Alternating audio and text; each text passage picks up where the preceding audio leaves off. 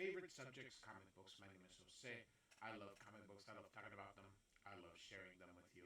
Feel free to follow me on social media if you would like. Links are in the description below. Also posted a link to the Marvel fan site that I have plot synopsis and character bios for this issue. The Uncanny X-Men 216 from 1987. Cover by Barry Windsor Smith. He does not do the inside, however. Now this face here, I know it's, but it almost looks very John Byrne-ish. So Barry Smith, of course, is one of the best artists of all time, and would have been nice if he did the inside, but the inside is not too shabby. The inside is done by Jackson Guice, who has been doing New Mutants. And so Stan Lee presents Crucible, and we here have Wolverine. And very nice. Chris Claremont is our writer. Jackson Guice and Dan Green do the art. Dan Green, rest in peace, by the way. And Jackson Guice also rest in peace. And then Glynis Oliver, Tom Rizikowski, Anna Senti, and Jim Shooter. Jim Shooter also rest in peace. Father Time gets us all in the end. So we've had Wolverine here in the middle of this road here, and Chris Claremont lets us know a bunch of things about this, about him. I do have a playlist. Feel free to check those out if you would like to see where we've been up to. Essentially, Wolverine hit Storm in a, because he smelled Jean Grey, but he thinks his senses are failing him. He doesn't believe that Jean Grey is alive. So here he is in the middle of the street now, getting hit by the truck here. He's just unreliable. This is after the Mutant Massacre, and he is he's different right now. Not very. He's not relying on his senses here, and so these two run him over, and they go through, try to stop to see who they hit. They think it was a person, but they're not sure. And obviously they can see the damage, but they cannot find anything. And here they hear this growl here. And so they're like, we need to find him, get him to the hospital. And he says, we can't go anywhere till we fix the truck. And when they hear that sound, he goes, was that what we hit? And he says, I sure hope not, because whatever made that sound isn't human. And so Chris Claremont continues. Now, Jackson Guice is a very good artist. I really enjoyed his work. I feel that he could have gotten a bigger push at Marvel than what he got. I don't think he really got a big push. They give him the New Mutants, they give him this, but I don't know whether they were unsatisfied or whatever the reasoning being. He just never got that superstar work title, like where he would continuously. I think he does 2 X-Men fill-in issues, and then that's it. He did a bunch of New Mutant issues. He'll go do an X Factor special with Jim Starlin. He'll do the Deathlock limited series. I mean, he goes around and does a couple of things, but I don't think he ever really got that one job that really made him into a superstar. But he was very well reliable. And when you see this pose here of Wolverine, you're like, wow, I would have loved to have seen more of this. And so he's going through again. Wolverine is he's just going crazy. He just thinks that his senses are failing him, so he's letting his animalistic instincts get the better of him because he doesn't trust himself here. And so Storm hears him in the distance, and she goes, a cry far away by the sound of it. desperate and despairing. Poor thing. And then she goes, I wish Wolverine was here. So she doesn't realize that that was Wolverine. And so she is trying to, if you remember from the previous issue, those old soldiers are going to be hunting them. She's a drug dealer. Uh,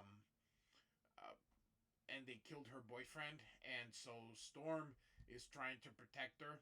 And they thought Storm was a drug dealer, but or like into other stuff just based on the way she looks because of the mohawk and stuff and the leather.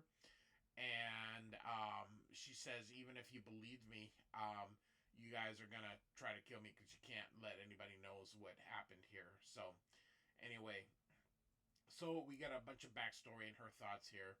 Anyway, Storm says, you should be asleep. We must move hard and fast tomorrow. You need to rest. She says, I tried. The ground's too hard, wet and cold. And Storm says, a fire would reveal where we are. And then she says, what's that noise? And Storm says, nothing that need concern us. And the girl is like, I hate it here. I wish I was home. And Storm says, trust me, child, and I will get you there. So, she's not a very good person. This lady is. So, but Storm is a hero, so she's gonna do what she can.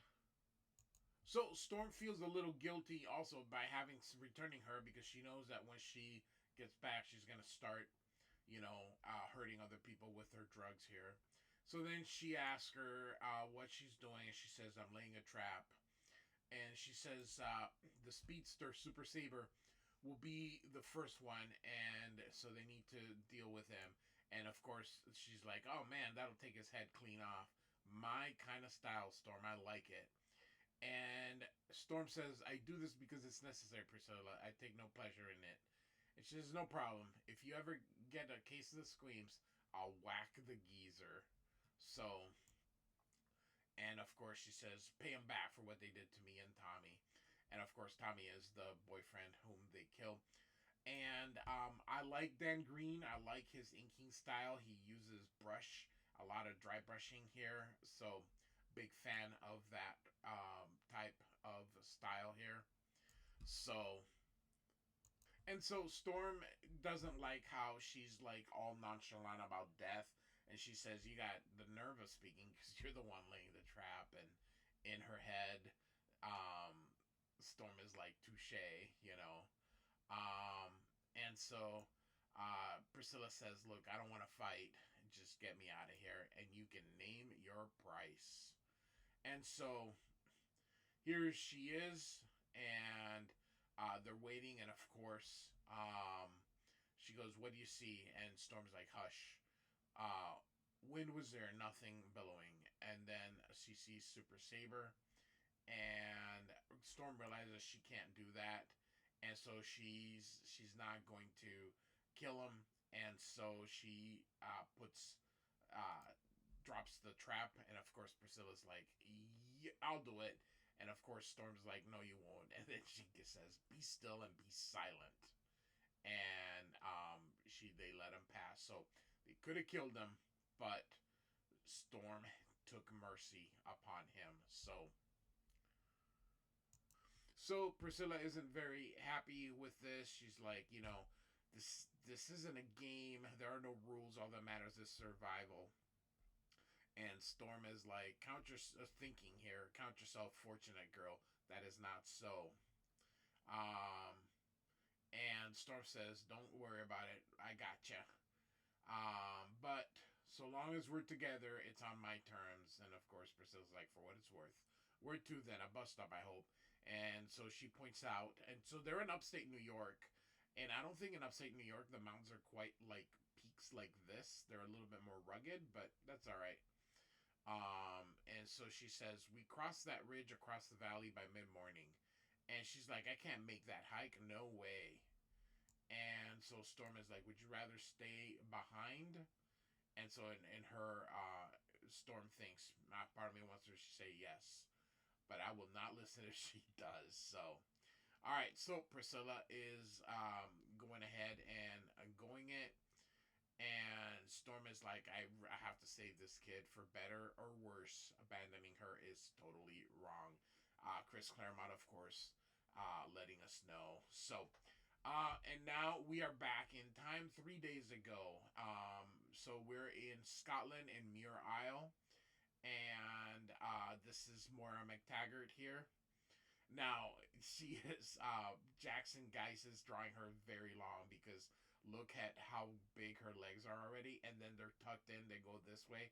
I mean, she'd be like 10 feet tall from here, and look at these gigantic arms if you were to actually stretch her out. But um, it is it the morning or the it is dawn? Okay, so here comes the Blackbird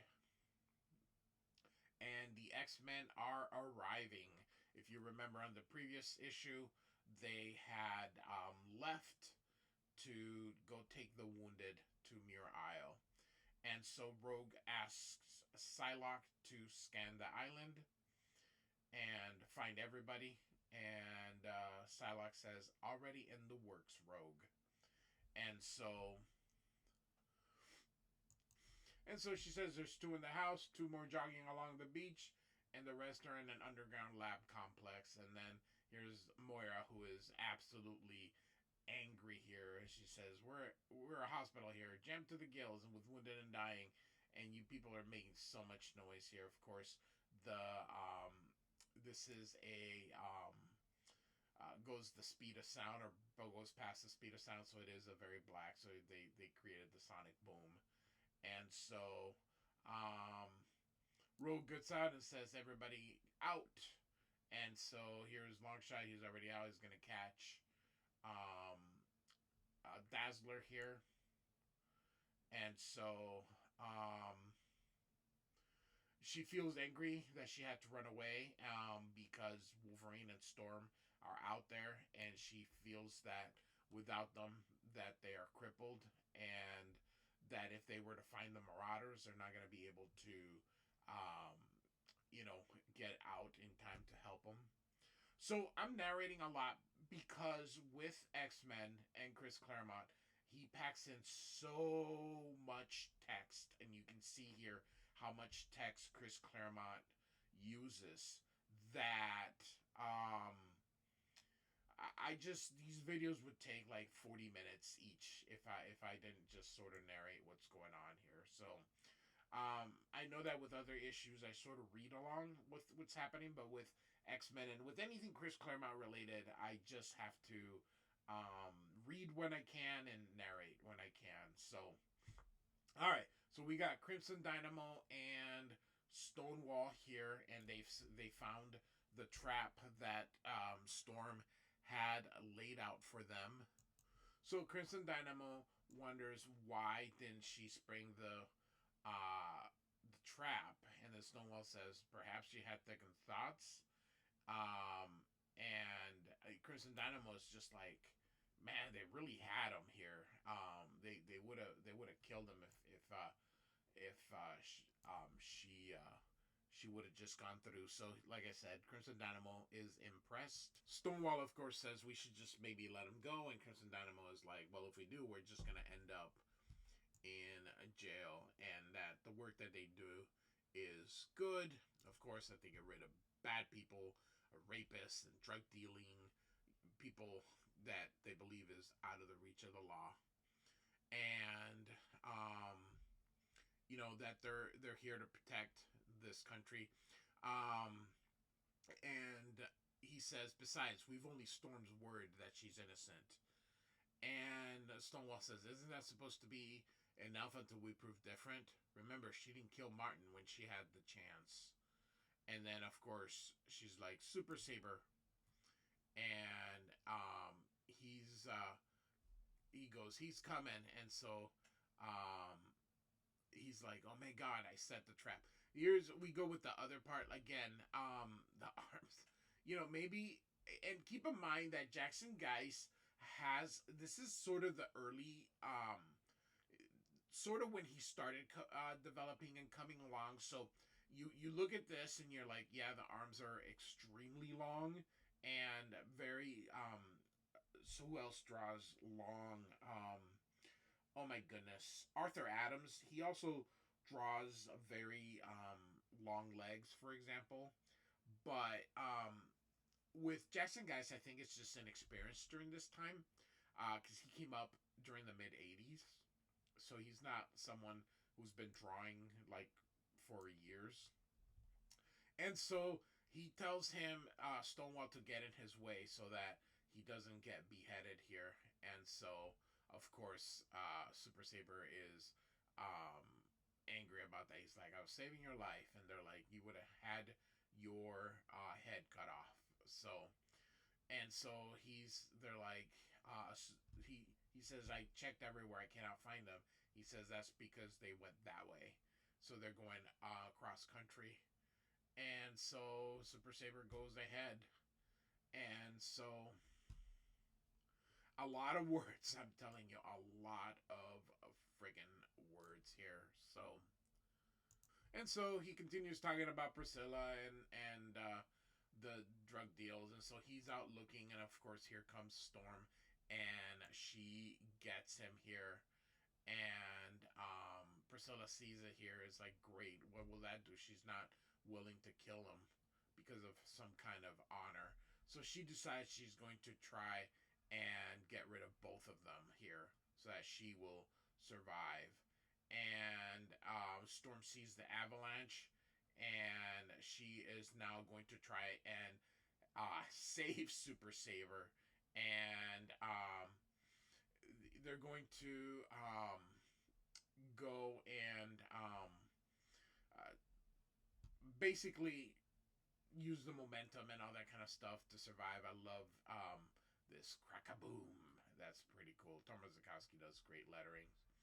And so we're back at the accident site, and this is going to be very important because um, here they fix the engine here, and suddenly you see Wolverine here. I love that he's all silhouetted, so he's in the shadow of the, even though it's daylight, he's in the shadow here, and sees Priscilla coming through here, and Wolverine's like, grrr. And of course, um, she wants to take their car, so she shoots this guy, and ends up also shooting this other woman here so that she could take the car. See, this is what I mean. She's a terrible person, but our heroes have to be heroic. It's one of the things now in 2025 superheroes where they're more like, you don't get this particularly with that era of Krakoa or Krakatoa, whatever, that they they really created a different looking X-Men team that a lot of people just didn't like because it just didn't go with how they were. So Wolverine pops his claws here, and he she goes, whatever that sound is, I am out of here. So she kills him here, and you can see that. And Wolverine comes out, and he unfortunately ended up doing nothing here. And now our not really our heroes, our villains per se, they will end up joining Freedom Force in the future here. So they're looking for Super Saber, and they they find Storm's vest here, and he determines that somebody pushed it, and so she goes. She thinks that it was Priscilla, and that now that without Storm to protect her, that girl is toast. But so after all that, she ends up getting the car stuck in, it looks like a flood or a creek or something here, and she's like, my God, she can't believe that she did all that here. So um and so she's with her gun, and then someone behind her, uh but um we don't know who it is, just says surprise. And so here is Priscilla, and here comes um oh my gosh, I forgot his name. Anyway, doesn't matter. Stonewall.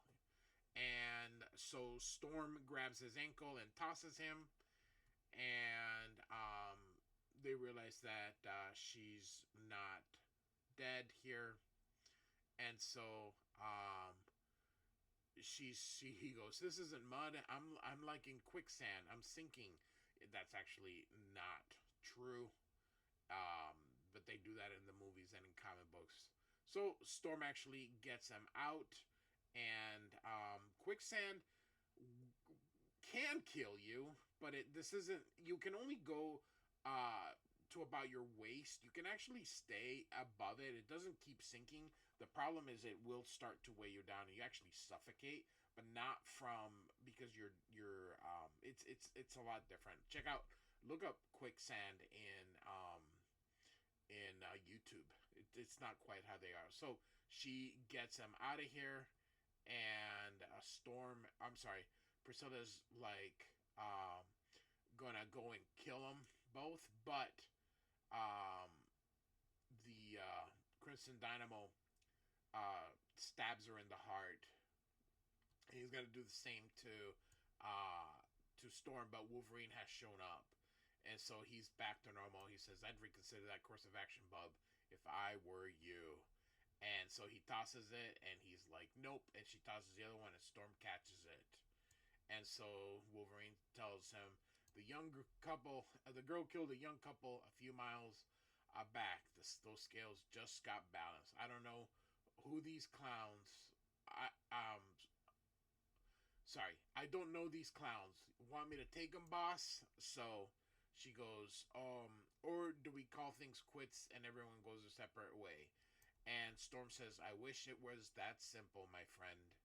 And so she goes, keep watch on Stonewall, Wolverine. The Crimson Dynamo is mine.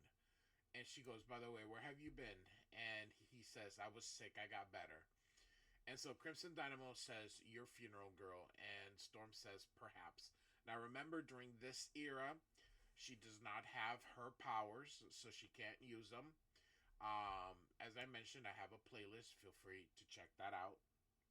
And so Storm is magnificent. Um, she shows that she doesn't need her powers to be amazing. And so here she is, taking on the guy. Wolverine just keeps looking, not even looking at the fight, continues looking at Stonewall because Wolverine knows that she has this. And so she's gonna go and grabs the knife, and Crimson Dynamo's like, no. And of course, she stabs, but right next to him. And he's like, um, he goes, I'm not dead. And she says, yeah, that can change quickly. And so she says, twist of my wrist, a slash of my blade across your throat will do the trick. Your bodies will be cast into the swamp. No one will ever find them. None will know what happened. Your fate, Commando, unless the pair of you surrender to the state authorities, confessing fully and completely to your crimes. You know, they could say no. And of course, he's like, Stonewall's like, she's bluffing. And Wolverine's like, guess again, bub. And Wolverine's like, man, she really isn't. She means every word. And of course, Crimson Dynamo's like, I am not afraid to die. And Storm goes, are you then afraid to live? Have you so little regard for name and family, for who you are and what you have done? You would rather vanish like vermin than stand up for your cause. And so she's like, so be it. And so she's gonna like slice his head off, whether or not is real. Now, a thing here is that the knife should actually be over here, not there, because over there it really wouldn't do too much. But she's like, no. Someone's like, we'll do it, and he's like, maybe this is for the best. So he's saying, why are you giving us the chance, Storm? Why not simply kill us? And Storm says, because I have not forgotten who and what I am. And Crimson Dynamo is like, Okay, we'll do it your way. Inside, where it counts, where it matters, you're just like us. And she's like, no, tonight I was better. And so we get to the last page, and of course, Chris Claremont uh, puts in a lot of words here. So um, they are giving themselves up, and Wolverine says, "I didn't think they were gonna go through with it." And Storm says, "Then I would have killed them. I would have got back and killed them." And Wolverine's like, "Where does that leave us then, darling, and the X-Men?" So she says, we have to save the innocent and protect the weak. But she's tired of always waiting for villains to always make the first move. And so Storm says, if villains like the Marauders want war, then she says, let's bring it down to their doorstep. Wolverine says, I'm not sure I'm up to anymore. I could have stopped that girl, saved those two kids. And Storm says, we all have our ghosts, my friends, our secret shames, our guilts. Do we let them rule us? Do we crawl into a hole and hide until our bodies follow our spirits into oblivion? Or do we accept our mistakes and try to learn from them? Because, of course, there's always a lesson. And I love that. And I love Chris Claremont. I always recommend for those of you, I have every issue of Chris Claremont's run in floppies. I suggest, I always tell people read these books. They're amazing stuff. So anyway, we are both damaged goods. That is part of what makes us human. So next, Folly's Gambit. No, that is not the first appearance of Gambit. We're gonna be quite ways from that. So, Uncanny X-Men 216, Chris Claremont, Jackson Guice with Dan Green. Like and subscribe, and I do thank you so much for listening. Goodbye.